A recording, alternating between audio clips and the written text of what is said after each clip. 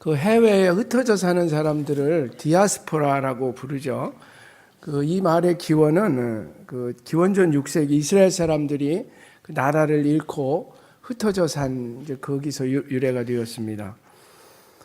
세계 유대인 디아스포라가 유명한데 그 다음으로는 우리 한인들 디아스포라가 유명합니다. 우리 한인들이 해외에 흩어져 사는 사람들이 굉장히 많습니다. 약 한 800만 명 정도 된다고 합니다. 미국에도 한 200만 명 정도가 있습니다. 한인 디아스포라는 어디에 사느냐에 따라서 좀 다르게 불려집니다. 소련 지역에 살면 고려인이라고 부르고요. 똑같은 이제 교포인데, 중국에 살면 조선족이라고 부르고, 또 일본이나 미국에 살면은 해외 동포다, 교포다 이렇게 부릅니다. 의도적이진 않지만 약간 차별적인 그런 냄새가 납니다. 오늘 본문은 예레미야 선지자가 그 바벨론 포로로 잡혀가서 살고 있는 그 유태인 디아스포라에게 보낸 편지입니다. 그 나라를 잃고 바벨론의 포로로 잡혀가서 사는 디아스포라의 삶이 얼마나 고단하겠습니까? 마음을 잡지 못하고 방황하는 사람들이 많이 있었을 것입니다. 포로 소용수에 갇혀 사는 것은 아니지만은 그래도 고단한 삶을 살 수밖에 없었죠.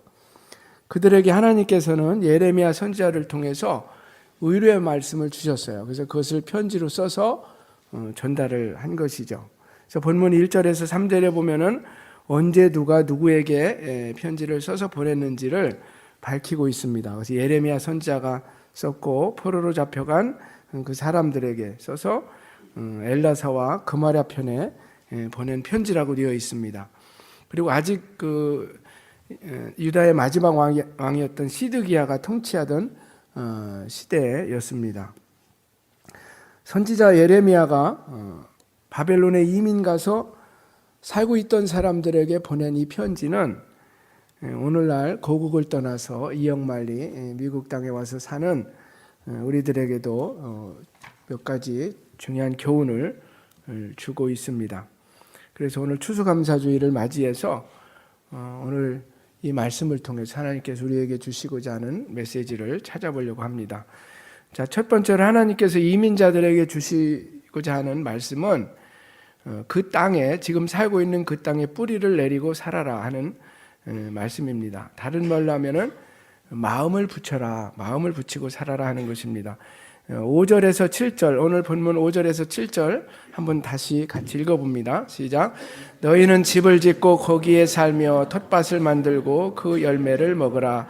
아내를 맞이하여 자녀를 낳으며 너희 아들이 아내를 맞이하며 너희 딸이 남편을 맞아 그들로 자녀를 낳게 하여 너희가 거기에서 번성하고 줄어들지 아니하게 하라. 너희는 내가 사로잡혀 가게 한 그 성읍에 평안을 구하고 그를 위하여 여호와께 기도하라. 이는 그 성읍이 평안함으로 너희도 평안할 것임이니라. 아멘. 이민자들의 문제가 뭡니까? 옛날 이민자나 오늘날 이민자나 고국을 떠나서 사는 사람들의 문제가 무엇입니까? 한 곳에 마음을 잘 붙이지 못한다는 것입니다. 두 마음이 있을 수도 있습니다. 여기서 살아야 하는지 아니면 다시 고국으로 돌아가야 하는지, 또 자녀 교육은 여기서 계속 시켜야 되는지 아니면은 다시 또 고국으로 데리고 가서 거기에서 공부를 시켜야 되는지, 참 어떻게 해야 되는지 갈피를 잡기가 어려울 때가 있습니다. 자, 그런 이민자들에게 오늘 성경에서 하나님은 어떻게 예레미야를 통해서 말씀하십니까? 언젠가 고국에 갈 때 가더라도 지금 살고 있는 그 땅에 발을 붙이고 과감하게 정착하라는 것입니다. 여기서 하나님께서는 너희는 집을 짓고 거기에 살며 텃밭을 만들고 그 열매를 먹으라, 그렇게 말씀했습니다. 여기 텃밭이라고 나와 있지만은 더 정확하게 번역하면 과수원과 같은 이런 것을 만들고 정착하라는 것입니다. 그리고 시집도 가고 장가도 가고 아들 딸을 낳으면서 뿌리를 내리라고 말씀하고 있습니다. 자, 우리 교인들 중에서 요즘에 집을 사는 분들이 많이 있습니다. 잘하는 것이라고 저는 생각을 합니다. 영주권이나 또 시민권을 받을 수 있으면은 받는 것이 좋습니다. 자녀들에게 미국에서 공부하고 직업도 찾을 수 있도록 격려하십시오. 어떤 자녀들은 미국 군대에 가겠다고 하기도 한다는데 보내십시오. 이 나라에서 잘 정착하는 것이 좋습니다. 한국으로 돌아갈 때 가는 한이 있어도 미국에 사는 한 미국에 마음을 붙이고 사는 것이 하나님의 뜻이라고 생각합니다. 어떤 분들은 미국에는 마음을 붙이는데 알라바마에는 마음을 못 붙이는 분들이 있어요. 그래서 알라바마에 살면서도 자꾸 뉴욕이나 LA나 아틀란타 옛날 살았던 그곳에 마음을 두고 또 여기에 정착하지 못하는 분들이 있는데 그러면 행복하지 못합니다. 제가 이곳에서 살면서 목회하기 때문에 하는 얘기가 아니라 알라바마는 살기 좋은 곳입니다. 이곳에 살게 된 것에 대해서 감사하시고 마음을 붙이고 사실 수 있기를 주님의 이름으로 축원합니다. 예, 정말 그렇게 하셔야 돼요. 우리가 뉴욕으로 다시 갈 거 아니라면은 여기에 마음을 붙이셔야 돼요. 본문에서 하나님께서는 또 지금 사는 곳에 집을 짓고 텃밭을 만드는 정도가 아니라 미혼자들은 거기서 결혼도 하고 또 자녀들을 놓고 또 자녀들이 또 결혼을 시키라고 그렇게 말씀하고 있습니다. 이 말씀에 대해서는 우리 교인들이 순종을 굉장히 잘하는 것 같습니다. 그래서 해마다 아이를 많이 놓고 오늘도 이따가 유아 세례가 7명이나 있어요. 그래서 잘하는 것 같습니다. 자, 7절에서는 무엇을 강조합니까? 오늘 본문 7절에서 두 가지를 강조하고 있습니다. 먼저는 사로잡혀 가게 하신 분이 하나님이시다, 이런 표현이 나와요. 너희는 내가 사로잡혀 가게 한 그 성읍의 평안을 구하라. 예, 그 포로로 이스라엘 사람들이 잡혀가게 된 것은 사실은 그들이 하나님을 떠났기 때문에 어떤 심판으로서 그런 결과가 온 것입니다. 그럼에도 불구하고 하나님께서 그들을 보내셨다라는 표현을 하고 있어요. 그것은 하나님의 어떤 뜻이 있다는 것이죠. 이스라엘 사람들도 다 알지 못하는 어떤 뜻이 있는 거예요. 우리 한인 동포들이 해외에 흩어져 사는 것도 어떤 하나님의 뜻이 있습니다. 우리가 미국에 와서 사는 것도 하나님의 뜻이 있습니다. 누가 우리를 이곳으로 보내셨다고요? 하나님이 보내셨다는 거예요. 그래서 와서 사는 것입니다. 그 다음에 현재 살고 있는 나라를 축복하고 기도하라, 이렇게 하나님께서 말씀하고 있습니다. 당시 이스라엘 사람들은 바벨론의 포로로 잡혀갔어요.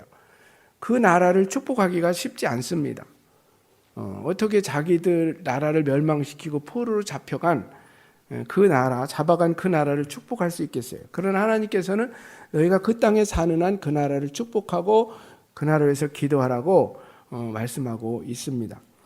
우리는 미국에 사로잡혀 온 사람들이 아니기 때문에 미국에 대해서 나쁜 감정을 가지고 사는 분은 없을 것입니다.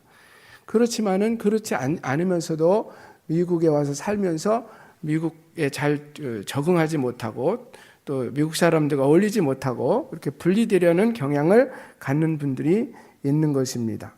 그러나 하나님께서 원하시는 것은 우리가 가능하면 현지 미국인들과 잘 어울려서 살고 또 사이좋게 지내고 또 미국을 축복하고 또 이 나라의 발전을 위해서 우리가 함께 노력을 해야 한다는 것입니다. 어제 우리 교회 성가대가 지역봉사부 연합으로 어번 시니어 아파트에 가가지고 찬양으로 공연을 했습니다.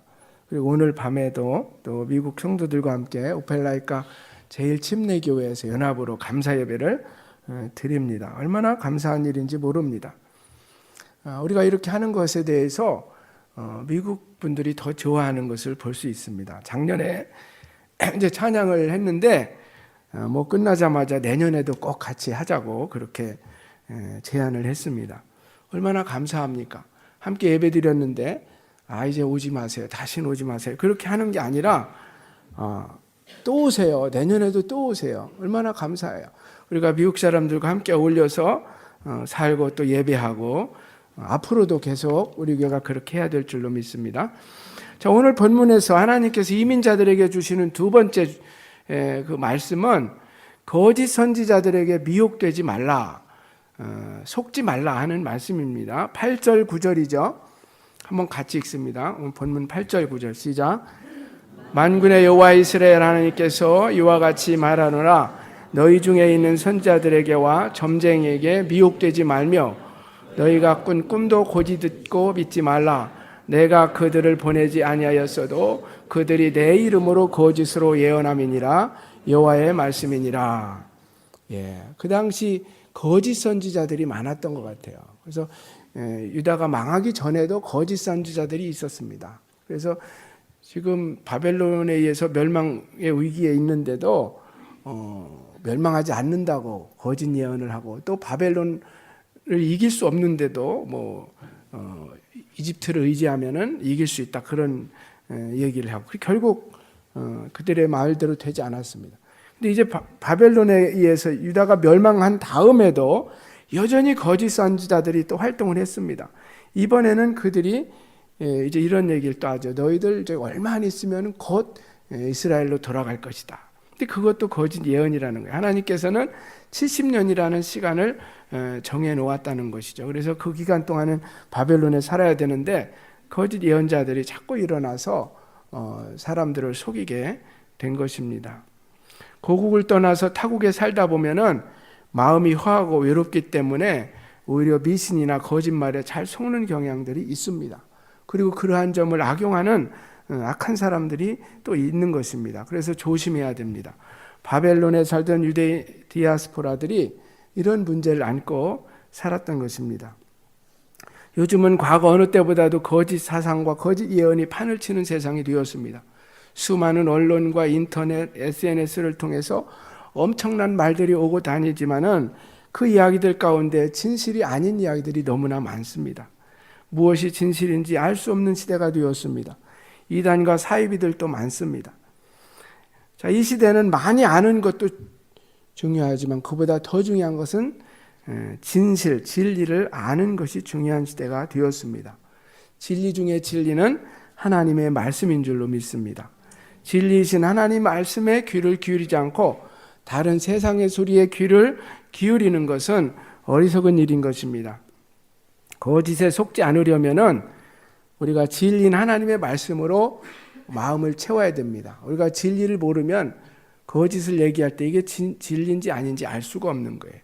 그리스도의 말씀이 우리 속에 풍성히 거해야 하고 그 말씀으로 인도를 받아야 하는 것입니다. 요즘엔 참 뉴스가 얼마나 많아요. 뉴스 보느라고 시간 다 가는데 뉴스 보는 것보다 하나님의 말씀을 읽고 묵상하십시오. 이것이 더 지혜 있는 것입니다. 그리고 속지 않으려면은 건강한 신앙 공동체에 소속되어서 살아야 하는 것입니다. 특별히 이민 생활에서는 그래요. 건강한 신앙 공동체에 속해서 신앙 생활하는 것에 대한 강조, 그것은 아무리 강조해도 지나치지 않습니다. 무슨 특이한 가르침에 귀를 기울이지 마십시오. 별로 재미없어도 하나님의 말씀으로 가르치는 설교에 귀를 기울이십시오. 자극적인 것들을 찾지 마십시오. 또 교회를 자주 옮기지 마십시오. 이민생활을 하다 보면 이런저런 이유로 교회를 옮겨 다니는 경우들이 있습니다. 별로 지혜로운 선택은 아닌 것이죠. 사람은 나무와 같아서 깊이 뿌리를 내릴 때만이 영적으로 건강한 생활을 할 수 있습니다. 자, 세 번째로 오늘 본문에서 하나님께서 이민자들에게 주시는 말씀은 하나님이 어떤 분인지 분명히 알고 믿어야 된다 하는 것입니다. 하나님을 믿는 것이 중요한 것이 아니라 어떤 하나님을 믿느냐가 더 중요하다라는, 하나님을 믿는다고는 하는데 잘못된 그런 하나님을, 또 하나님에 대한 오해를 가지고 신앙생활 하게 되면은 병들게 된다는 것이죠. 신앙적으로 병든다는 것입니다. 우리가 믿는 하나님은 어떤 하나님입니까? 우리가 믿는 하나님은 좋으신 하나님, 사랑과 자비의 하나님, 또 공의로우신 하나님, 진리의 하나님이십니다. 그런데 마귀는 계속해서 하나님에 대해서 우리가 잘못된 인식을 하도록 미혹하는 것입니다. 창세기 3장에 보면은 벌써 천지 창조가 있고 인간 창조가 있고 그 다음에 마귀가 나타나서 인간을 유혹합니다. 그 유혹하는 첫 번째가 뭐냐면 하나님에 대한 오해를 심어주는 거예요. 창세기 3장 1절 한번 같이 읽어볼까요? 시작. 그런데 뱀은 하나님 지으신 들짐승 중에 가장 간교하니라. 뱀이 여자에게 물어 이르되 하나님이 참으로 너희에게 동산 모든 나무의 열매를 먹지 말라 하시더냐. 예, 하나님이 참으로 너희에게 동산 모든 나무의 열매를 먹지 말라 하시더냐. 에덴 동산의 모든 나무 열매, 여기에 있는 이 많은 하나도 먹지 말라고 하시더냐. 이렇게 질문을 합니다. 엉투당투하는 질문이죠. 그러나 그게 아주 교활한 질문인 것입니다. 하나님에 대해서 하나님을 나쁜 하나님으로 심어주려고 하는 그런 의도가 숨어져 있는 것이죠. 창세기 2장 15절 16절에 보면은 하나님은 그렇게 말씀하신 적이 없죠. 하나님은 동산에 있는 그 나무들을 내가 다 임으로 먹을 수 있다. 열매를 임으로 먹을 수 있다. 그러나 그 선악을 알게 하는 나무의 열매를 먹지 말라. 이렇게 말씀하셨습니다. 그런데 마귀는 어떻게 시험합니까? 모든 열매를 먹지 말라고 하시더냐. 이렇게 미혹을 했던 것입니다. 하나님에 대한 부정적인 생각을 심어주려고 한 것입니다. 더 나아가서는 그 하나님에 대한 어떤 오해 그리고 하나님에 대한 잘못된 것을 심어주려고 하는 것이죠. 이것이 마귀의 전략이에요. 그래서 우리는 항상 하나님을 바로 알고 믿어야 되는 것입니다. 우리 하나님은 어떤 하나님인가? 하나님은 좋으신 하나님, 우리를 사랑하신 하나님, 그러면서도 또 진리 하나님, 공의의 하나님. 오늘 본문에서도 하나님에 대한 바른 생각을 전해주고 있습니다. 29장 11절이죠. 한번 같이 읽어봅니다. 시작. 여호와의 말씀이니라 너희를 향한 나의 생각을 내가 하나니 평안이요 재앙이 아니니라. 너희에게 미래와 희망을 주는 것이니라. 아멘. 아주 귀한 말씀이죠. 여러분 꼭 암송해 두십시오. 여러분을 향한 하나님의 생각 평안이고 재앙이 아니다. 하나님 우리에게 재앙을 주시려는 그런 분이 아니라는 거예요. 그리고 미래를 막고 미래를 어둡게 하시는 분이 아니라 미래와 희망을 주신다는 것입니다. 여기서 말하는 평안은 샬롬이죠. 히브리어로 어떤 마음의 평안만을 얘기하는 것이 아닙니다. 더 넓은 의미가 있어요. 관계에서의 화평, 또 삶에서 누리는 여러 가지 복들, 복지와 번영까지도 의미합니다. 그래서 표준 세변역에서는 번영으로 번역을 했습니다. 너희를 두고 계획하고 있는 일들은 오직 나만이 알고 있다. 내가 너희를 두고 계획하고 있는 일들은 재앙이 아니라 번영이다. 너희에게 미래에 대한 희망을 주려는 것이다. 주 나의 말이다. 하여튼 하나님이 저와 여러분을 향해서 그 번영을 그리고 평화를 그리고 또 어떤 미래를 말씀하고 계신 것입니다. 하나님께서 유대인 디아스포라에게 원하셨던 것은 그들이 지금 포로 생활하지만은 외국에서 고통 가운데 있지만은 좌절하는 것이 아니에요. 그들이 희망을 품고 살기를 원하셨던 것입니다. 그 바벨론이라는 곳에서 마이너리티로서 힘겹게 살아가지만은 그들이 거기에서 기죽지 않고 당당하게 살기를 원하셨던 것입니다. 자, 이 하나님의 뜻은 오늘 우리들에게도 동일하게 적용된다고 믿습니다. 하나님께서 우리들 향해서 원하시는 것은 뭡니까? 우리가 미국 안에서 기죽으면서 살기를 원치 않는 거예요. 여기서 당당하게 살기를 원하십니다. 한인 2세와 3세들도 더 미국에서 영향력 있기를 원하시는 것입니다. 하나님께서 원하시는 것은 어떤 암울한 상황 속에서도 희망을 잃지 않는 것입니다. 미래와 소망을 붙잡고 사는 것입니다. 특별히 우리 그리스도인들은 그렇습니다. 우리 그리스도인들은 어떤 그 상황 속에서도 희망을 잃지 않는 사람들이죠. 왜냐하면은 우리 하나님이 우리와 함께 계시기 때문에, 그리고 우리가 그리스도 안에 있기 때문에 그렇습니다. 정말 우리가 이 땅에서 아무리 어려워도 그 절대적인 어려움 속에서도 절대적인 희망을 가질 수 있는 것입니다. 왜냐하면 우리는 또 부활과 영생에 대한 소망을 가지고 살기 때문인 것입니다. 혹시 여러분 중에 자신에 대해서 부정적인 생각을 가지고 또 미래에 대해서 좀 부정적으로 생각을 가진 분 있습니까? 늘 염려와 걱정에 사로잡히는 분 있습니까? 오늘 추수감사절에 하나님께서 우리에게 주신 이 말씀을 통해서 다시 한번 희망을 붙잡으실 수 있기를 주님의 이름으로 축원합니다. 하나님은 여러분들을 사랑하시고 또 여러분의 자녀들을 사랑하시고 여러분을 향한 놀라운 계획을 가지고 계십니다. 그 계획은 재앙이 아니라 평안이고 미래와 희망을 주는 것이라고 하셨습니다. 자, 마지막으로 오늘 본문에서 하나님께서 이민자들에게 주시고자 하는 말씀은 이제 기도해야 된다. 무엇보다도 하나님을 만나야 된다 하는 것입니다. 그리고 구하고 찾는 자에게 응답해 주시고 만나 주시겠다고 약속하셨습니다. 오늘 본문 12절에서 14절이죠. 한번 큰 소리로 함께 읽어봅니다. 시작. 너희가 내게 부르짖으며 내게 와서 기도하면 내가 너희들의 기도를 들을 것이요 너희가 온 마음으로 나를 구하면 나를 찾을 것이요 나를 만나리라. 이것은 여호와의 말씀이니라. 나는 너희들을 만날 것이며 너희를 포로된 중에서 다시 돌아오게 하되 내가 쫓아내었던 나라들과 모든 곳에서 모아 사로잡혀 떠났던 그곳으로 돌아오게 하리라. 이것은 여호와의 말씀이니라. 아멘. 예, 이스라엘 민족의 그 문제가 무엇이었습니까? 그들이 하나님을 떠난 데가 문제였어요. 그래서 결국 그 나라에서 쫓겨나게 된 것이죠. 그래서 문제 해결은 무엇입니까? 문제 해결은 하나님께 돌아오는 거예요. 그들이 지금 포로 생활하고 있지만 하나님께만 돌아온다면, 하나님을 다시 만나고 하나님을 다시 찾을 수만 있다면, 신앙만 다시 회복된다면 그들에게는 소망이 있는 것입니다. 하나님을 만나는 것이 가장 중요해요. 하나님을 만나면 모든 방황은 끝이 납니다. 모든 갈증은 해소됩니다. 더 이상 목마르지 않습니다. 감사한 이민 생활을 위해서 가장 중요한 게 뭐예요? 하나님을 만나는 것입니다. 하나님과의 관계가 회복되는 것입니다. 기도를 잃어버린 사람은 기도를 되찾아야 합니다. 최근에 생긴 한국의 속담 가운데 걷는 놈 위에 뛰는 놈이 있고 뛰는 놈 위에 나는 놈이 있다, 그런 말이 있죠. 나는 놈 위에는 누가 있는지 아세요? 예? 나는 놈 위에? 나는 놈 위에는 기도하는 분이 계십니다. 사실 아무리 자기 힘으로 날아도 기도하는 사람을 이길 수는 없어요. 왜냐하면 기도하면 누가 도와줍니까?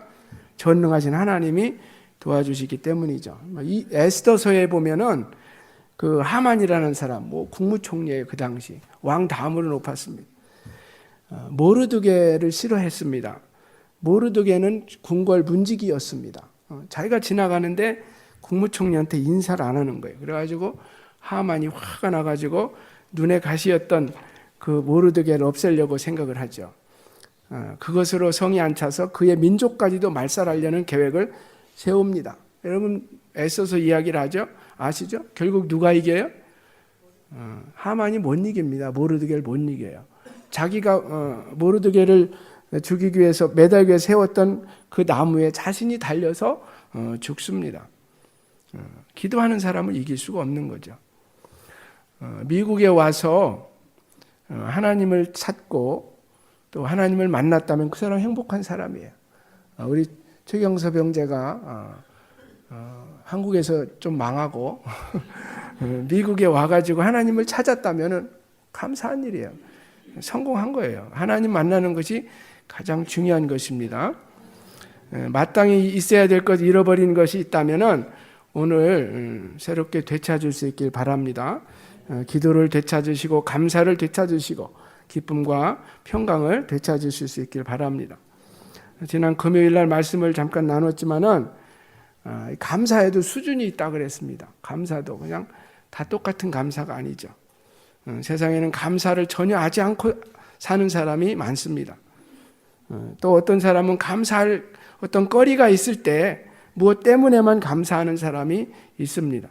그렇지 않으면은 계속 불평을 늘어놓습니다. 또 어떤 믿음 있는 사람은 그런 거 상관없이 무조건적으로 범사에 감사하는 사람이 있습니다. 하나님을 믿기 때문에, 하나님의 섭리를 믿기 때문에, 하나님을 절대적으로 신뢰하기 때문에 모든 것에 대해서 감사하는 사람이 있는 것입니다. 여러분들은 그런 감사를 하실 수 있기를 주님의 이름으로 축복합니다. 오늘 추수감사절 정말 하나님의 은혜를 다시 되돌아보면서 감사가 충만하시고 또 잃어버렸던 것을 다시 회복하는 그런 은혜가 있기를 주 예수님의 이름으로 축복합니다.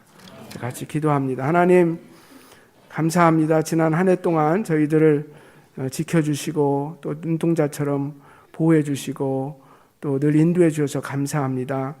또 가정에서 교회에서 또 직장에서 많은 또 열매들을 거둘 수 있도록 은혜 베풀어 주셔서 감사합니다. 오늘 다시 한번 우리 마음속에 감사로 충만하게 하여 주시옵시고 하나님을 향한 또 믿음과 소망으로 가득 찰 수 있도록 은혜 베풀어 주시옵소서. 주님 날마다 주님과 동행하며 또 우리의 입술에서 감사가 넘치는 그런 삶이 되도록 은혜 베풀어 주시옵소서.